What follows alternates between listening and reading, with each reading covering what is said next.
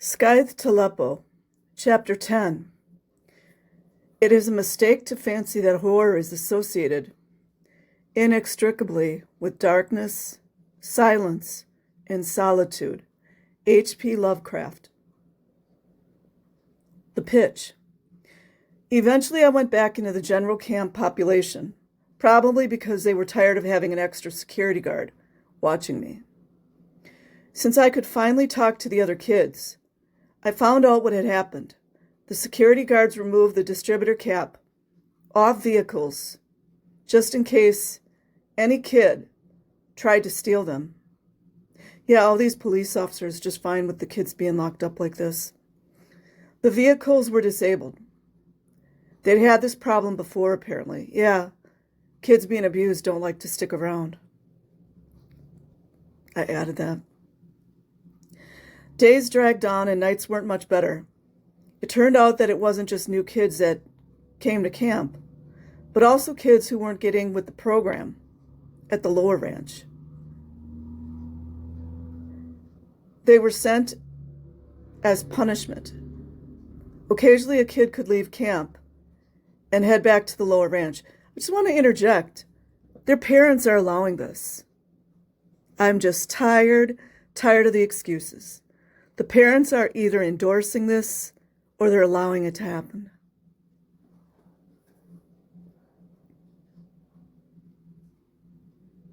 Occasionally a kid could leave camp and head back to the lower ranch because they had done their Scientology ethics conditions.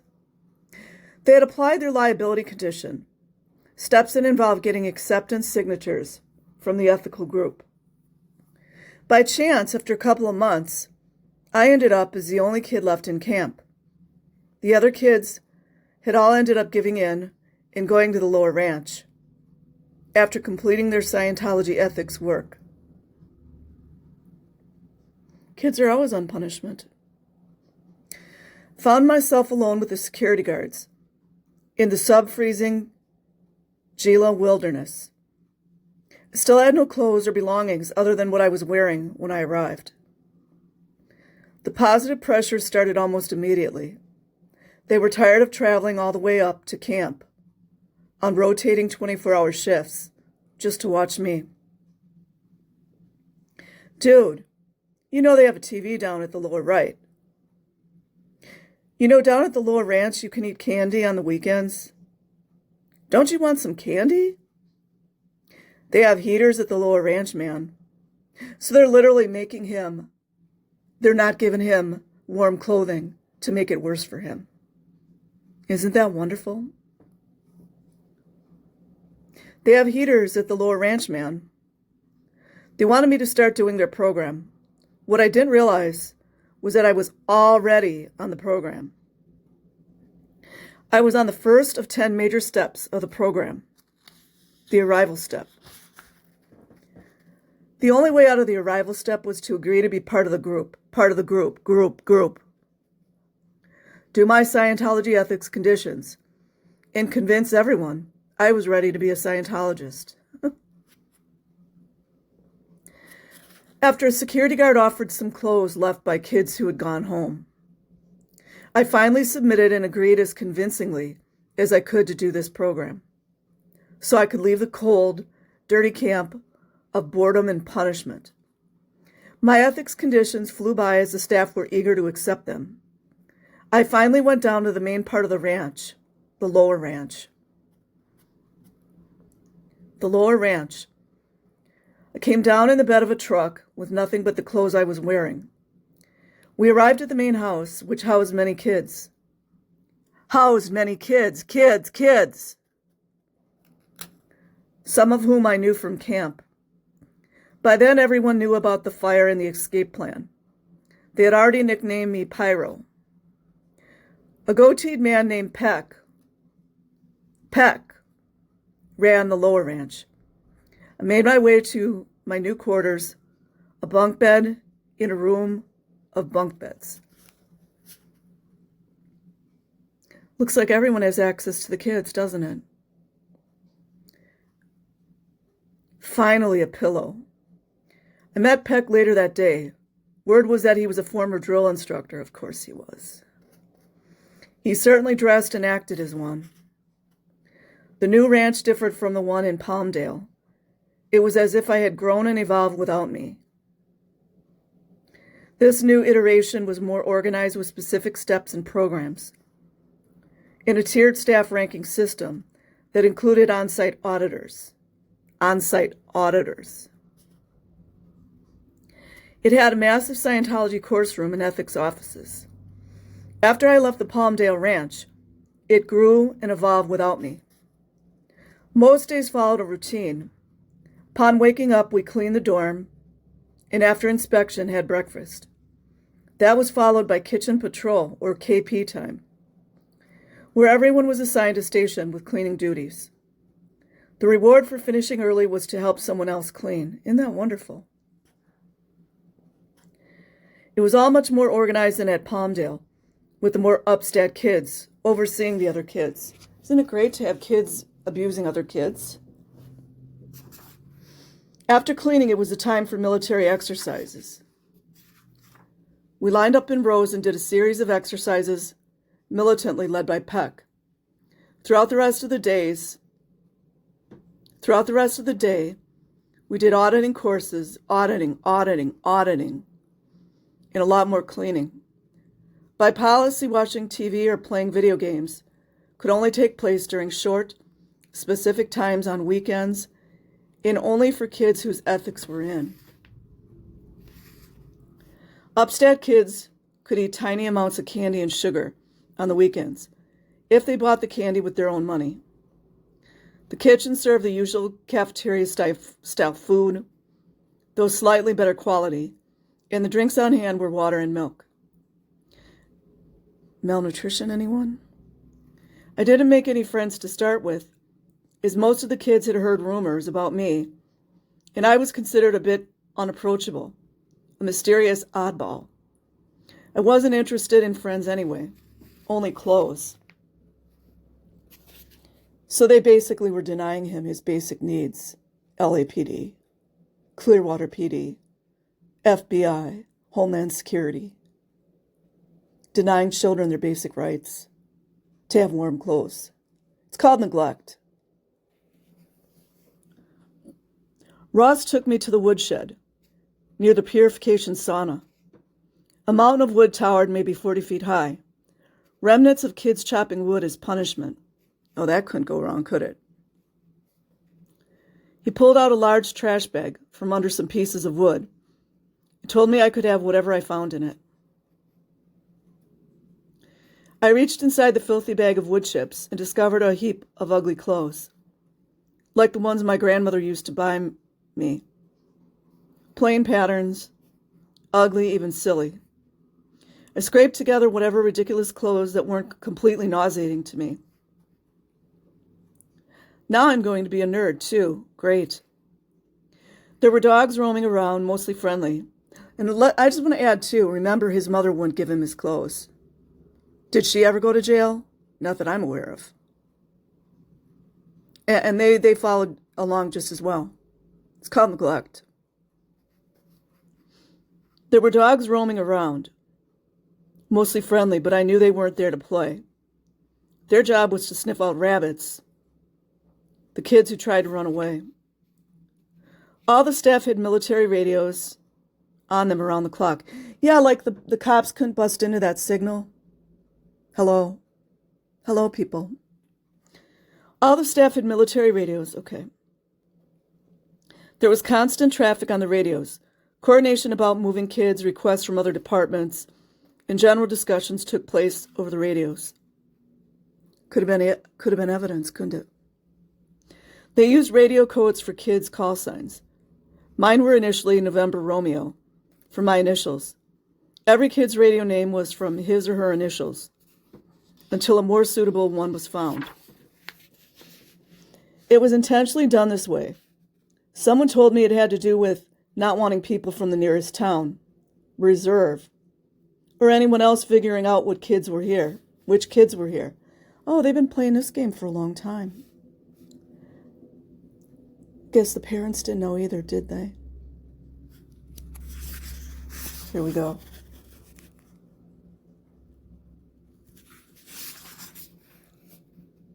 It was intentionally done this way. The ranch already had a history of dealing with reserve before I arrived. Kids had run away and tried to get help from the townsfolk. Ranch leadership formed a friendship with the police, so they safe pointed them. Yeah. The police, yeah, they safe pointed them again. Anything for money, I guess. And other people in the community. They made sure to convince the locals of their noble cause. By the time I arrived, escaping the reserve was pointless. Citizens and officials reported any kids they saw to ranch staff. Handlers. Nobody has a backbone, do they? The kids had almost no interaction with the town of Reserve. Most never went there. Life for ranchers centered around the lower and upper ranches and camp. All Scientology and work. Media was not freely available at the ranch. New kids often tried to bring in music, only to find out the staff confiscated any music that was below 2.0 during the strip search upon admission. More rights taken away from the kids. These children didn't do anything to deserve a strip search. It's boundaries. It's also a form of sexual abuse. Facts. Scientology's emotional tone scale, the one which lists homosexuality as 1.1, casts a dark cloud around those tone levels, which are 2.0 antagonism and below, including grief, anger, pain, fear, and even sympathy. The staff confiscated music, movies, books, or any other kinds of entertainment or materials in this range. Naturally, the staff themselves often enjoyed the contraband after confiscating them. The landscape. The kids at the ranch fell into a few categories. Some were generally well-behaved. Scientologists who had simply upset their parents, yeah. Others were little criminals in the making. The former complied with the program and left after 12 to 18 months, while the latter would be in and out of these Scientology rehabilitative correctional places for years. How is this different than the RPF, you guys? Did I miss something? It sounds like these camps were exactly the same as the RPFs. You know, the child's RPF that nobody knows about. We had kids from the Mojave Desert School, the Cadet Org, the Palmdale Ranch, the Tahoe Ranch, the Agua Dulce Ranch, and a whole host of other smaller Scientology institutions. There was a whole network of dumping grounds for unwanted children. See, the parents just did this.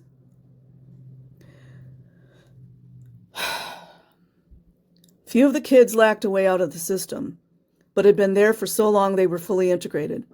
We called them lifers, the kids who were always going to be there. Sometimes we couldn't tell if they even wanted to leave anymore. Often these kids ended up joining staff at the ranch to lend a hand punishing the other children. Most of the kids, though, had two choices: either act like Scientologists and go through the steps of the program, pretending to get better for what could take years, or they could wait until their parents' money ran out. Oh, they were actually paying for their children to be abused. How's that for moronic, imbecile?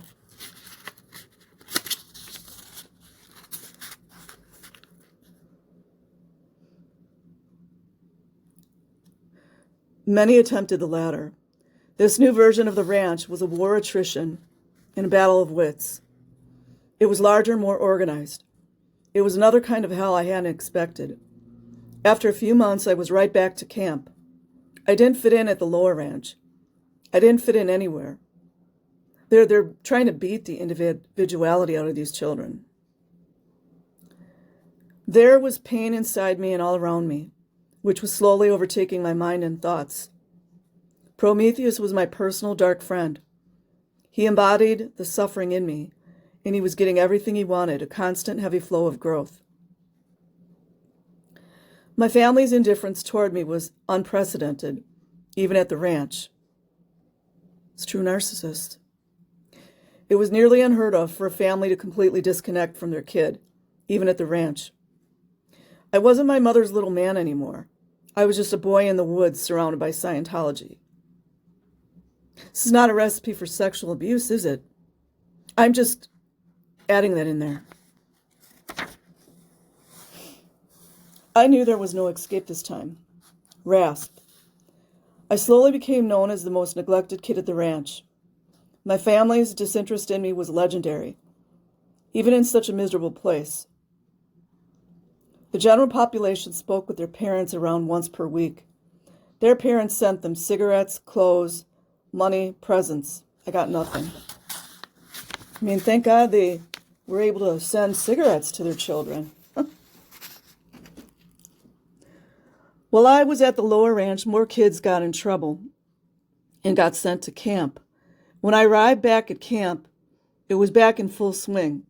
There was a completely new set of kids there, along with some of the usual ones. Imagine that the cops are like complicit in all this. My initial hope that my mother would run out of money or change her mind about sending me was gone. Francis and Julie were using my lovely grandfather's estate money to lock me here in purgatory, and I didn't know how long that would take to drain. And remember, the grandfather wasn't even with this Scientology stuff, remember? And then he died of a heart attack. Because of, I guess, a lot of things, but it had to do with Scientology being forced down his throat. Together, the ones who felt the most helpless and those who wanted to be cool formed a new clique at camp, RASP, the Ranch Association of Suppressive People. Our modus operandi was smoking tea, carving our names on trees, refusing to work, and rebelling in general. Our cause was freedom, but our chances were nil. We had discovered a way to get high. And that's sad. So sad.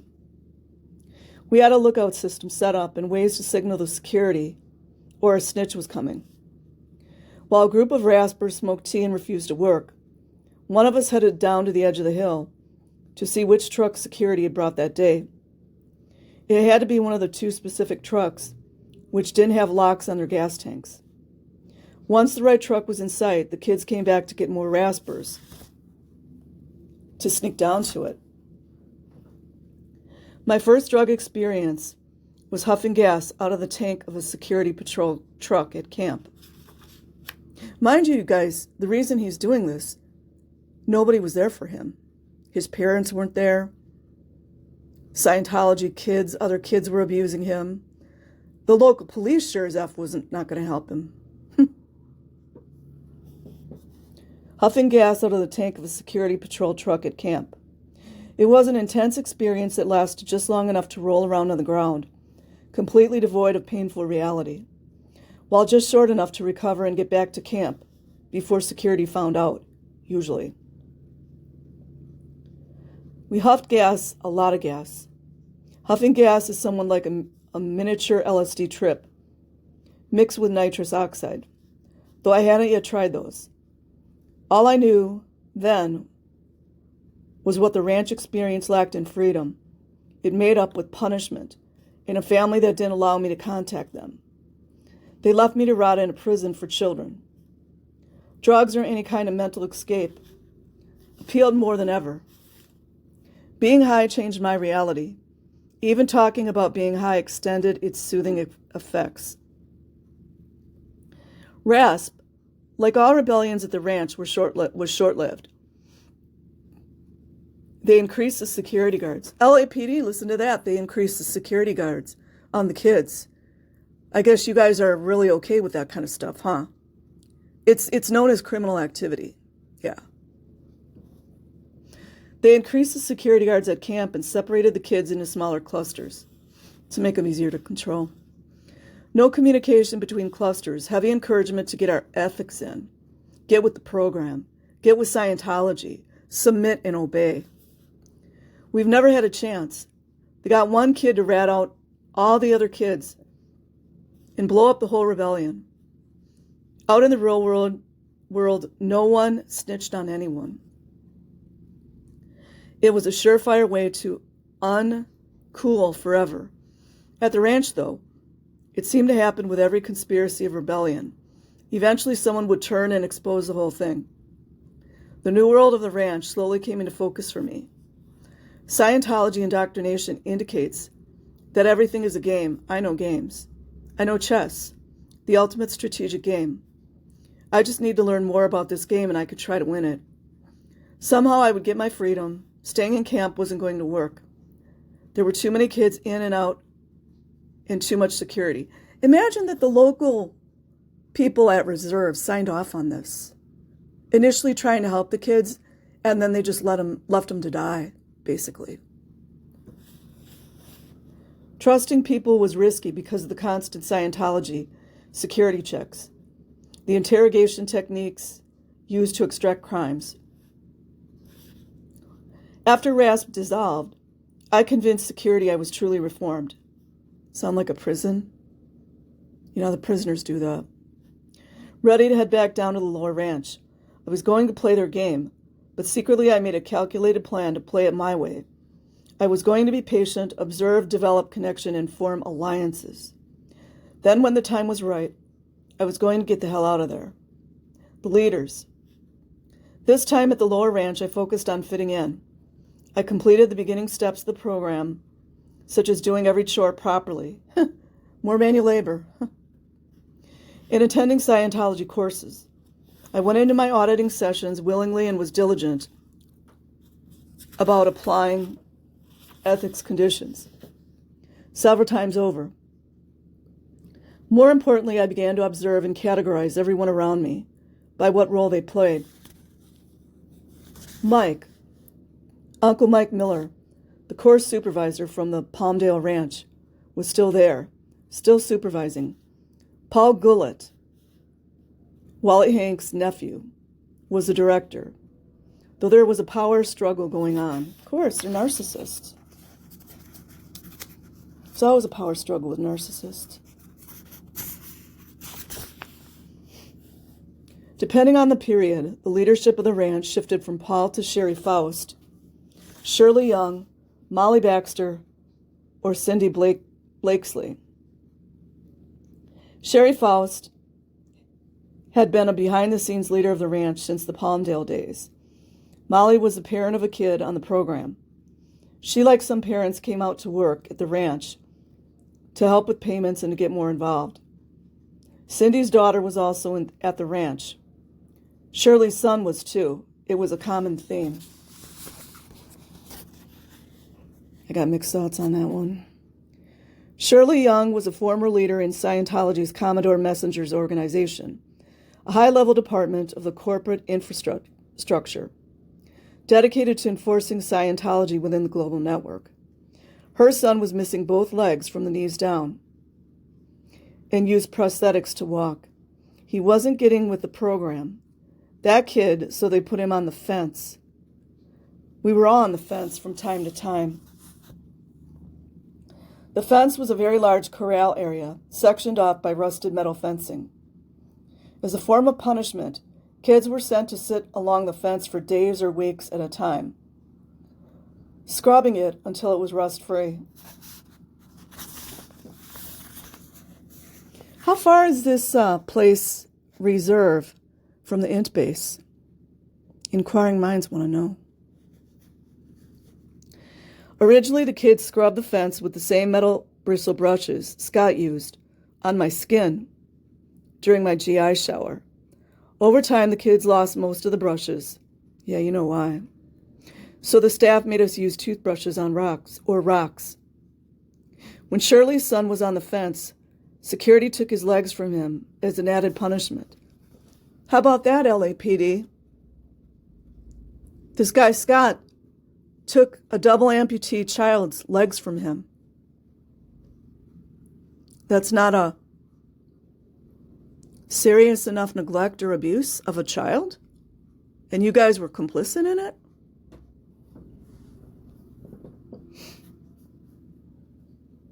He slithered around the area like a snake. Can you imagine the humiliation that kid had? Dragging behind him through the filth,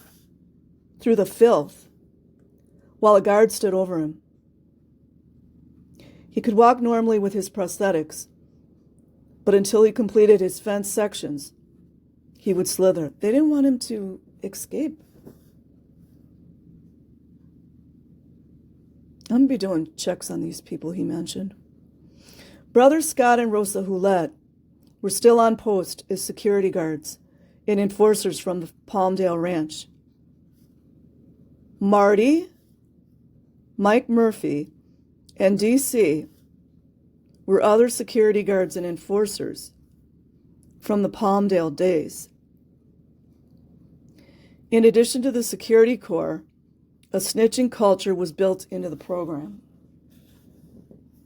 Any wonder why a lot of these children took their own lives? The police they're fine with it though, yeah. Kids who wanted to get through it had to prove their responsibility and loyalty by joining the ranks of student staff. They were on the program but promoted to positions of limited power, such as boatswain or deputy boatswain, in charge of rounding up the rest of the kids. Kids acted as dorm leaders, the first inspector of cleanliness and resolver of dorm disputes. There were kids working in the shop, fixing cars or on site, fixing plumbing or electrical problems. More unlawful work that the children are doing. All of those professions are highly monitored and accredited. There were kids running errands for the cook, Esther. Wonder how old Esther was. She was another type of staff member, a non-Scientologist local from Reserve. Her husband was a logger who took kids out logging several times. The first time I ever used a chainsaw was at the ranch. There were a small handful of staff who were locals, but the majority were Scientologists who wanted to take part in the great mission of spreading theta to wayward kids. Around half of the core staff had children on the program themselves. The staff were varied and all served different functions, but the overall purpose was the same: keep these children locked down and force them into Scientology.